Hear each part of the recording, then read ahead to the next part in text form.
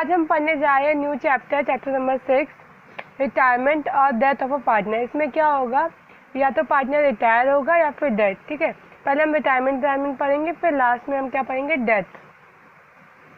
तो हम पहले जानते हैं कि एक पार्टनर क्यों रिटायर हो सकता है। देखो, यह हो सकता है या तो उसका टाइम आ गया हो, ठीक है, रिटायर होने का, या फिर उसका ऑल पार्टनर के कंसेंट से, ठीक है, कंसेंट से,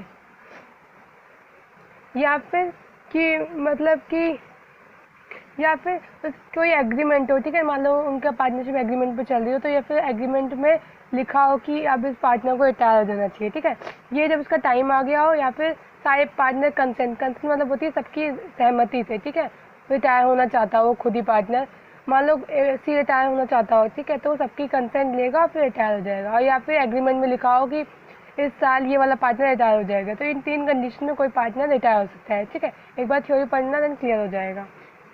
तो सबसे ज़्यादा इंपॉर्टेंट चीज़ जो अब इसमें चैप्टर में है वो है, सबसे ज़्यादा इंपॉर्टेंट नहीं बट हाँ, मतलब ये जान रिटायरमेंट के बाद सबसे पहली चीज़ें क्या होगी। ठीक है, very important, changing profit sharing ratio होगी। ठीक है, शेयरिंग रेशो जैसे एडमिशन के टाइम हुई थी या फिर फर्म खुद से रिकॉन्स्टिट्यूशन करना चाहती तब, वैसे अगर कोई पार्टनर रिटायरमेंट या डेथ हो रही हो तब भी क्या होती है, प्रॉफिट शेयरिंग रेशो चेंज होती है। देखो कैसे, फॉर एग्जाम्पल ए और बी और सी पार्टनर थे, ठीक है, इनकी रेशो मान लो 5:3:2 थी। ठीक है, तो मान लो अगर सी रिटायर हो रहा है तो ऑफकोर्स अब रेशो 5:3:2 तो नहीं रह जाएगी, अब रेशो कुछ और होगी, है ना। तो किसी के जाने से रेशो चेंज तो ऑफकोर्स होगी, है ना। या फिर ऐसा समझ लो कि पहले ए बी सी को इसमें 30% प्रॉफिट और 20% प्रॉफिट मिला था। अभी जब सी चला गया तो ये 20% प्रॉफिट ऑफकोर्स इन्हीं दोनों में ज़्यादा बच जाएगा, तो रेशो यही तो ना रह जाएगी, कुछ ना कुछ तो चेंज होगी, है ना। तो जब भी कोई पार्टनर रिटायर हो रहा हो, ठीक है, या डेथ हो रही हो, तो क्या होगी, रेशो चेंज होगी, जैसे कि एडमिशन में होती थी, बिल्कुल सेम। ठीक है, बस ये उसमें एक पार्टनर ऐड होता था, इसमें अब क्या होगा, एक पार्टनर लेस हो जाएगा, या फिर यू कैन से कि कम हो जाएगा। ठीक है, वहाँ एडमिशन होता था, यहाँ पे जा रहा है तो ऑफकोर्स एक पार्टनर कम ही तो होगा, है ना। और बच्चे जब पार्टनर कोई डेथ हो रहा हो या रिटायर हो रहा तो हम कुछ देखो क्या क्या चीज़ें होंगी। पहला, कैलकुलेशन ऑफ न्यू रेशो, ठीक है, न्यू रेशो पता होनी चाहिए, अगर नहीं गिवन है तो पता करेंगे। दूसरा, गेनिंग सेक्रीफाइसिंग, ऑफकोर्स यहाँ पे गेनिंग निकलेगा, सेक्रीफाइसिंग नहीं, बट कुछ भी कह लो, ठीक है, गेनिंग सेक्रीफाइसिंग। तीसरा, ट्रीटमेंट ऑफ गुडविल, ठीक है। चौथा, अक्लूमेटेड प्रॉफिट एंड लॉस, जो वर्कमैन कंपल्शन रिजर्व या इन्वेस्टमेंट फ्लक्चुएशन रिजर्व, वो तो ना पीएन वगैरह छोटे मोटे, ये वो है। ठीक है, तो ये सीखना होगा हमें, ये और ये काफ़ी हद तक एडमिशन वाला चैप्टर अगर अच्छे से कर रखा होगा तो 80% चैप्टर बिल्कुल सेम है एडमिशन की तरह, सिर्फ 20% थोड़े बहुत चेंजेस हैं। ठीक है, बस यहाँ पे हम वही सीखने वाले हैं। ठीक है, रिटायरमेंट में बाकी एवरीथिंग इज सेम जैसा कि एडमिशन में था। ठीक है, अब हम करना सीखते हैं calculation of new ratio calculate करते हैं अगर क्या हो रही हो, रिटायरमेंट। ठीक है, रिटायरमेंट और यू कैन से डेथ का भी काफ़ी हद तक ये सेम ही है। ठीक है, रिटायरमेंट हो रही हो तो न्यू रेशो कैसे कैलकुलेट करते हैं। ठीक है, तो सी इसके दो चीज़ें हैं। ठीक है,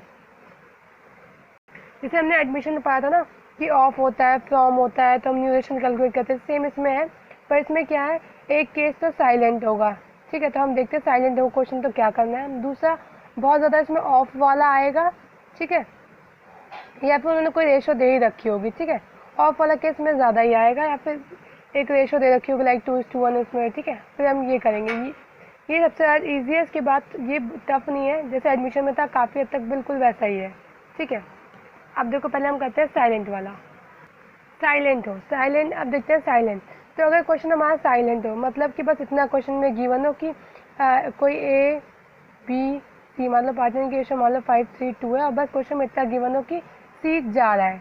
ठीक है, तो सी जा रहा है तो सिर्फ इतना ही गिवन है, ये नहीं पता चल रहा कि सी जाते वक्त अपना जो प्रॉफिट है, वेरी इंपॉर्टेंट बच्चे, हाँ, कि जब कोई टाइमिंग पार्टनर जा रहा होता है तो अपने हिस्से का प्रॉफिट बचे हुए पार्टनर को दे के जाता है। ठीक है, जब एडमिशन होता था तो वो आने वाले लोगों से, वो पुराने पार्टनर से लेता था, तो अगर रिटायरमेंट में क्या होगा, जो जा रहा है वो अपने हिस्से की चीज़ को इन दोनों को दे के जाएगा। अब उसकी मर्जी है, चाहे वो इन दोनों को दे, चाहे पूरा किसी एक को ही दे दे। ठीक है, जैसे आने वाले की मर्जी होती थी वो किससे ले, वैसे जाने वाले की मर्जी है वो किसको दे रहा है, ठीक है। तो अगर क्वेश्चन साइलेंट है कि जो सी जा रहा है वो जाते वक्त अपना प्रॉफिट किसको दे के जा रहा है, कुछ नहीं लिखा हो, बस लिखा है बस सी जा रहा है, तो देखो इस केस में हम क्या करते हैं। तो क्वेश्चन साइलेंट है, ठीक है। तो हाँ, हमें जब पूछे कि न्यू रेशो क्या है, ठीक है, ऑफकोर्स हमने कहा न्यू रेशो कैलकुलेट करनी है, तब बच्चे कुछ नहीं करना, बस जो पार्टनर जा रहा है, मान लो सी जा रहा है, उसका शेयर छुपा लो और बची हुई रेशो ये हमारी क्या है, न्यू रेशो है, ठीक है, सेम एज ओल्ड, ठीक है। सेम अगर इसी में कोई तुमसे पूछ ले कि गेनिंग रेशो क्या है, ठीक है, तो अगेन जो जा रहा है उसको छुपा लो, वही हमारी क्या हो जाएगी, gaining ratio, same as old, ठीक है। अगर कोई वही हमने से एडमिशन में पाता कि नथिंग इज गिवन, तो ओल्ड रेशो सेक्रीफाइसिंग रेशो और ओल्ड रेशो ही न्यू रेशो होती है, ठीक है। सेम अगर रिटायरमेंट में जाने वाले पार्टनर के बारे में कुछ नहीं दिया कि जाते हुए वो अपना शेयर किसको दे के जा रहा है, क्या दे के जा रहा है, बस लिखा है कि वो जा रहा है, ठीक है, रिटायर हो रहा है, तो उसका शेयर छुपाओ, बची हुई रेशो ये हमारी न्यू रेशो है एंड और वही हमारी गेनिंग रेशो है। सेम ऐसा भी हो सकता है कि बी जा रहा हो, तब तुमसे पूछे कि न्यू रेशो क्या है, तुम कहोगे 5 और 2, 5:2 क्या है हमारी न्यू रेशो, और तुमसे पूछे कि गेनिंग रेशो क्या है, अगेन वही 5:2 गेनिंग रेशो भी होगी, ठीक है। जो भी जा रहा है उसको छुपा लो, बची हुई हमारी ओल्ड होगी, बची हुई हमारी न्यू होगी और बची हुई हमारी गेन होगी, ठीक है, गेनिंग रेशो। अगर तो क्वेश्चन साइलेंट है तो बिल्कुल नॉर्मल सी चीज़ है, ठीक है। नाउ अब हम कहते हैं कि क्वेश्चन में अगर गिवन मतलब जो सी है वो जा रहा है, लेकिन क्वेश्चन में गिवन हो कि सी जाते वक्त अपना शेयर कैसे किसको दे रहा है, ठीक है। तो हो सकता है क्वेश्चन में इस तरह हो कि 5:A और बी, सी 3 पार्टनर है, ठीक है, इनके शो 5:3:2 है, सी जा रहा है, लेकिन सी जाते वक्त बोल रहा है कि मैं जाते वक्त अपना शेयर ए और बी को दूंगा, ऑफकोर्स रिमेनिंग पार्टनर को भी 2:1 में दूंगा, ठीक है, ए और बी को देके जा रहा है 2:1 में, ठीक है। अब देखो इस केस में कैसे होगा, ठीक है। क्वेश्चन कह रहा है कि 5:3:2 है और सी जा रहा है, ठीक है, जी जा रहा है, ठीक है, और अपना तो 2:1 में देखे जा रहा था, ऑफकोर्स 2 यानी ए की और 1 किसकी, बी की, ठीक है। तो ऑफकोर्स अपने शेयर का 2:1 दे रहा होगा, है ना, कबाड़ी सी, तब तुम्हें क्या करना है, ठीक है। तो ऑफकोर्स सी जो जा रहा है अपने शेयर का तो इस रेशो में देके जा रहा होगा, है ना। तो देखो सी का शेयर लिखना है 2/10 इंटू 2/3, बी को कैसे देगा, अपने शेयर का, तो सी का शेयर कितना है 2/10 और इसका 1/3, ठीक है, कितना हुआ 4/30 और ये 1/30, है ना, सॉरी 2/30, है ना। तो यानी ये जैसे एडमिशन चैप्टर में क्या होता था, ये वहाँ पे माइनस होने के लिए जाता था, मतलब ए और बी न्यू कैलकुलेट करने के लिए, बट अगेन क्योंकि रिटायरमेंट जाते वक्त ये अपना शेयर दे के जा रहा है तो उनमें ऐड होगा, देखो कैसे, ए और बी की हम निकाल रहे हैं, ठीक है। ए को पहले कितना, ए का फॉर्म में पहले कितना मिलता था 5/10, अब जाते वक्त सी ने 4/30 और दे दिया किसको, ए को, है ना। तो अब इसको देखो कितना हो गया उसका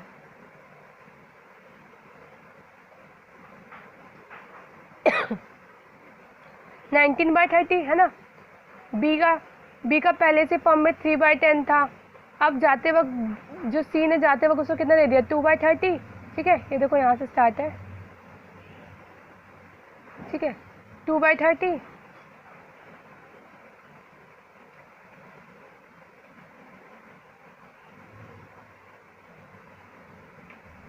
इलेवन बाय 30, यानी कोई तुमसे पूछे न्यू रेशो कितनी है, तुम बोलोगे न्यू रेशो कितनी है 19:11, ठीक है, ये इनकी न्यू रेशो है। अगेन बच्चों तुमसे अगर पूछे कि गेनिंग रेशो क्या है, तो चाहे तुम देखो इसी को 4:2, यही तो जो हम निकालते थे वहाँ सेक्रीफाइसिंग आती थी, यहीं पे गेनिंग आएगी, ठीक है, 4:2, और अगर उसको काटोगे तो 2:1 हो जाएगी, तो अगेन जो क्वेश्चन में गिवन थी वही 4:2 है, ठीक है। तो बिल्कुल कंफ्यूजन वाली बात नहीं है, जैसे एडमिशन में किया था बिल्कुल सेम, बस वहाँ पे ये चीज़ जो आती थी वो लेस करते थे, यहाँ ऐड करेंगे, क्यों, क्योंकि वहाँ वो न्यू पार्टनर आके उनसे लेता था और यहाँ जाते वक्त इनको दे के जा रहा है, इसलिए ये ऐड होगा, ठीक है। बाकी everything is same, gaining ratio का फॉर्मूला बस ये है कि न्यू माइनस ओल्ड हो जाएगा, ओल्ड माइनस न्यू नहीं होगा, ठीक है।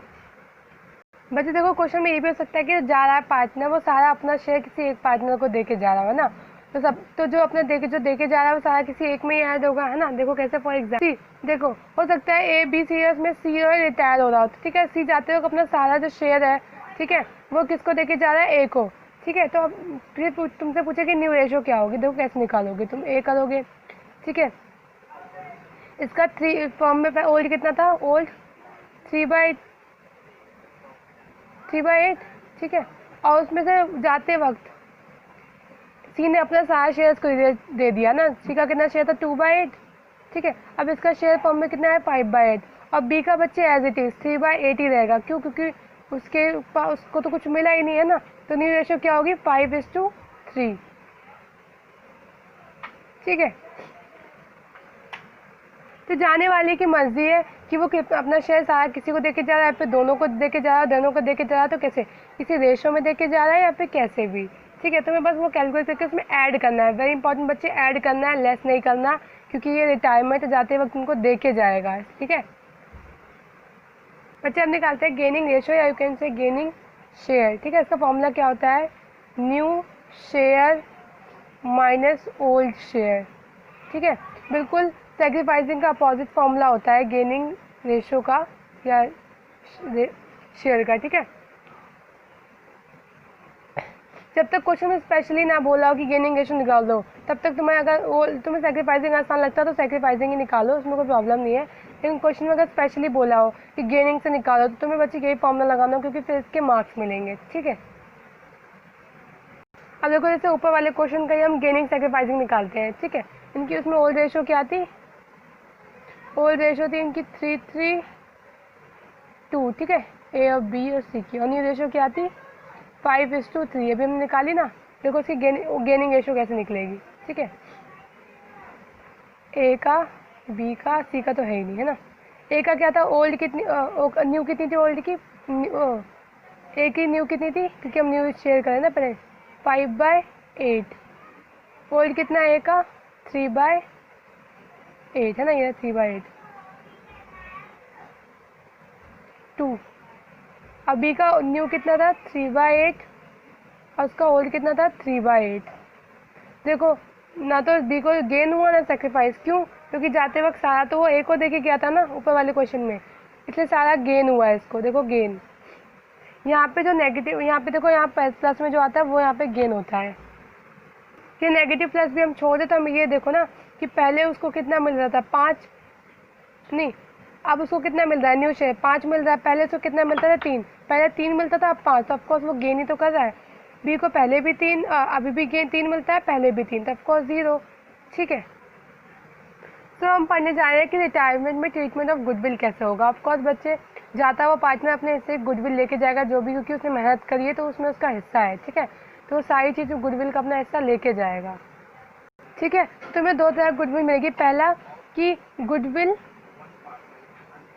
अपीयर, या फिर यू कैन से कि जो बैलेंस शीट में होती है, ऑफ गुडविल अपीयर, और बैलेंस शीट वाली गुडविल, ठीक है, ठीक है। ये तो वो गुडविल है जो तुम्हें बैलेंस शीट में दिख जाती होगी एसेट साइड, या फिर क्वेश्चन ऐसे लिखा होगा goodwill appear in balance sheet, ठीक है। ये प्रीवियस ईयर की गुडविल भी कह सकते हो, ठीक है, प्रीवियस ईयर की गुडविल, ठीक है, प्रीवियस ईयर की। और दूसरा कौन सी गुडविल होती है, करेंट ईयर की, ठीक है, करेंट ईयर की गुडविल, या यू कैन से ऐसे लिखा होगा गुडविल वैल्यूड डैश, जो भी अमाउंट होगा वैल्यूड करके वर्ड होगा, या फिर क्या कहते हैं गुडविल प्रेजेंट वैल्यू, ठीक है, प्रेजेंट वैल्यू, ऐसे करके समझ जाना है कि ये पिछले साल की गुडविल है, उसका अलग ट्रीटमेंट होगा, और ये करंट ईयर की गुडविल है जो तुम्हें बड़ी सी दी होती है कि गुडविल कैलकुलेट करो एवरेज ट्वाइस करके, है ना, क्वेश्चन में, ये वो वाली गुडविल है, ठीक है। तो एक टाइम पे या तो दोनों हो सकती है गुडविल, है ना, या तो हो सकती है खाली ये हो और ये ना हो, ठीक है, डिपेंड जो भी है। लेकिन केसेस क्या हो, तो जरूरी नहीं है कि दोनों ही हो, या फिर कि हो सकता है कि ये हो खाली ये ना हो, ठीक है, या फिर ये हो। तो वैसे मोस्ट ऑफ द क्वेश्चन में ये वाली जरूर गिवन होगी, ये भले ना गिवन हो, ठीक। सी अगर तो क्वेश्चन ना बस क्वेश्चन में गिवन हो कि 10,000 something goodwill appear balance sheet में, और क्वेश्चन क्या हो साइलेंट हो, ठीक है, तो वेरी इंपॉर्टेंट जैसा तुम अभी तक करते थे बिल्कुल वैसा ये उसे क्या कर दो, रिटर्न ऑफ, है ना, या यू कैन से क्लोज कर दो, ठीक है, खत्म कर दो। तो पता है रिटर्न ऑफ और क्लोज करने की एंट्री क्या होती है अगर बैलेंस शीट में गिवन हो, कुछ नहीं, उसको क्या कर दो टू गुडविल और ओल्ड पार्टनर में, यहाँ बच्चे ओल्ड पार्टनर जो जा रहा होगा वो भी होगा, ठीक है, ए बी सी, मान लो सी जा रहा तो वो उसे भी गुडविल मिलेगी, ठीक है, capital account, capital account capital account, ठीक है, जो भी एक्स वाई इनका अमाउंट होगा। क्वेश्चन लाइक 10,000 है, ठीक है, पर इनकी ओल्ड रेशो में, वेरी इंपॉर्टेंट, ओल्ड रेशो में, ठीक है, बांट दोगे इसे ओल्ड रेशो में। इसे कहते हैं क्लोज करना, रिटर्न ऑफ करना। अगर तो क्वेश्चन में सिर्फ बैलेंस शीट में मतलब गुडविल वैल लिखी हुई है कि पिछले साल की है या पीयर है बैलेंस शीट में, और सिर्फ अमाउंट दे के छोड़ रखा हो, तुम्हें आंख बंद करके रिटर्न ऑफ की एंट्री करनी है या फिर यू कैन से क्लोज करने की एंट्री करनी है, ठीक है, ये एंट्री जैसे तुम एडमिशन वगैरह में करते आते थे, ठीक है। सी बच्चे, अब दूसरा है कि क्वेश्चन में क्या लिखा होगा। देखो साइलेंट वाला तुमने देख लिया, क्वेश्चन में क्या लिखा होगा, लाइन क्या लिखोगी कि गुडविल को क्या करो ओल्ड, ये प्रीवियस गुडविल के लिए बात हो रही है कि जो बैलेंस शीट में गिवन होती है। क्या गुडविल को एक बार क्या करो, रिटर्न, पहले तो रेज्ड करो, रेज्ड एंड रिटर्न ऑफ। कहेगा पहले गुडविल को बढ़ाओ देन उसको ख़त्म कर दो, ठीक है, वो भी पुरानी ईयर की गुडविल के। तब देखो क्या एंट्री करनी है, यहाँ देखो मैं नीचे कर रही हूँ,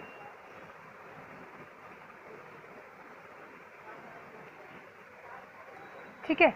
अब देखो जब वो बोल दे कि एक बार रेज्ड करो और एक बार रिटर्न ऑफ करो, तो यहाँ रेज्ड करने की एंट्री करेंगे पहली एंट्री, और दूसरी उसकी रिटर्न ऑफ करने की एंट्री, ठीक है, हमने पहले भी कर रखी है।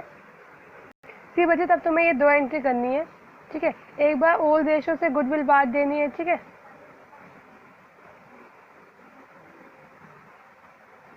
ठीक है, जो पुराने साल की, ऑफकोर्स हम क्या कर रहे हैं प्रीवियस सर्वाई गुडविल, ठीक है। तो एक बार उसको ओल्ड सारे पार्टनर्स में ओल्ड रेशो में बांट देनी है, ठीक है, ऑफकोर्स ओल्ड रेशो में जाने वाला पार्टनर भी तो होगा, ठीक है।